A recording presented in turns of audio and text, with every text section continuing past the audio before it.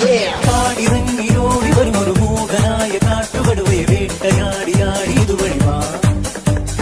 അമ്പു കൊണ്ടു കൊമ്പു കുതരണ വമ്പറുത്തു മാറ്റിയെറിയണ തമ്പുരാന്റെ തന്ത്രമൊരു ഞൊടിത. വേതാളക്കഥയറിയാ